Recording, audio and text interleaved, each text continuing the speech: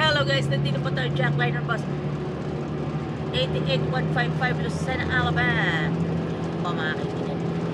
Kaya na nandito na po tayo dahil po doon dyan po sa ating project.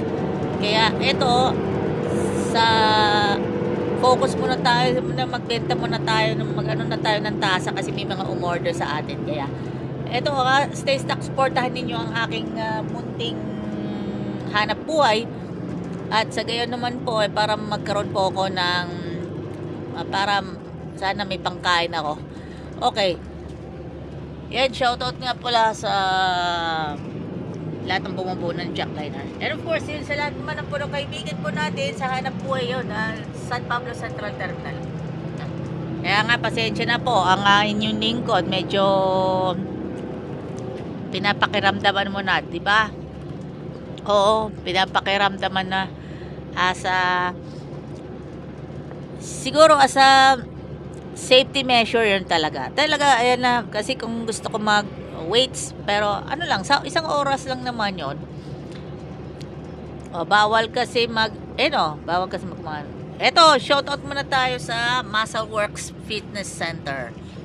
Padre Pio. Yan po mga kaibigan, yan.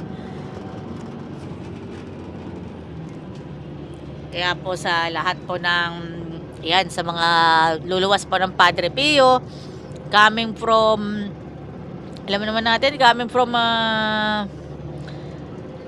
Adventist headquarters in San Pablo, yan, sa part ng Calamba City, at sa part ng Santo Tomas, yan, part ng, yan, mga taga San Felix, San Jose, Santo Tomas, Batangas, San Pedro, and of course, yan, hopefully soon, ayan, nandito po. Yan po yung mga estudyante po. Yan na. Kaya po, saludo po ko. Alam natin yan eh. So, marami Kaya po eto, binabuti na lang muna na natin muna tayo. So, syempre, nagbablog po tayo niyan. Kaya nagbablog po tayo niyan para sa sana naman kikitain. Ano bang kikitain ko dun sa vlog na yun sa FB, di ba? O kay Meta, kay Lolo Mets. O kasi alam naman natin yan pinaghirapan ko yung mag-vlog. Yan, pinaghirapan ko natin mag-vlog. Yan, tapos may naglalakad pa na mga estudyante. Hindi ko ito danas. Nagko-commute kasi ako pag nag-aaral ako sa eskwelahan, ay madalas po ako nagko-commute kasi syempre pagka kung maglalakad ako walking distance, ay hindi naman po pwede yun kasi syempre gawa ng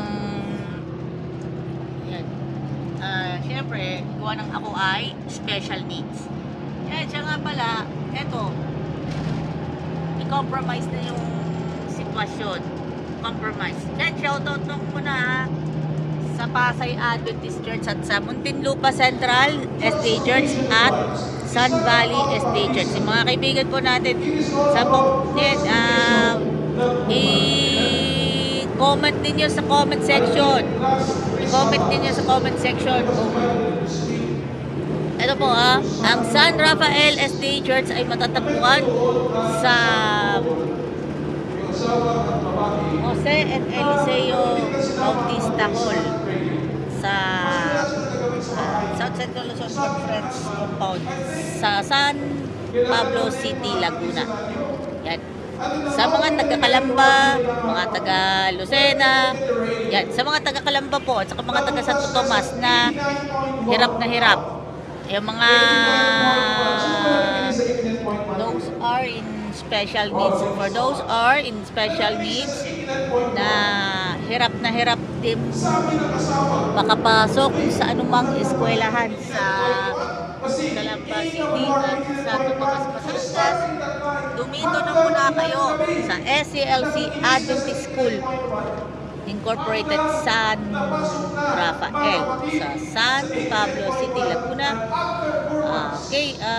For more info, the month of April, Look for Ma'am Winona Credo. May, June, Na tayo. July, nakikinig sila sa Ito na radio. tayo kasi yan, tuloy naman tayo sa ating usapan. Ayan, condolence po sa pamilya ng dalawang malalaro ng yung isa po ay incoming at yung isa naman po ay sophomore player mula po sa Gusto po namin magsimba. So, the welcome sa and of course welcome. sa yung isa naman po, yun, incoming na sana yon pero taga Agusan del Sur po. Agusan del Sur po mga kaibigan. Rene Baterpon. Kaya nga po, yan, sa ngalan po ng mga ano sa pagbablog. And of course, Mark Gamboa of Models of Manila. Yes. And yan, shout out naman tayo sa mga taga Nakinig sa 89.1. Alam na namin ang katotohanan. Santa Anastasia. Yan, sa mga yan, mga kaibigan po natin sa Adventist, mga kaibigan nating Seventh-day Adventist na nag-aaral po sa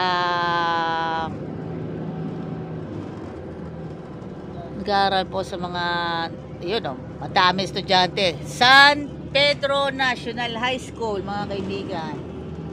Tignan na natin kung marami bang 7-day Adventist na estudyante dyan. Siguro pati Dunkin Donuts puno ng mga estudyante. Yan. Kaya nga, thank you nga pala sa inyo. Yahoo!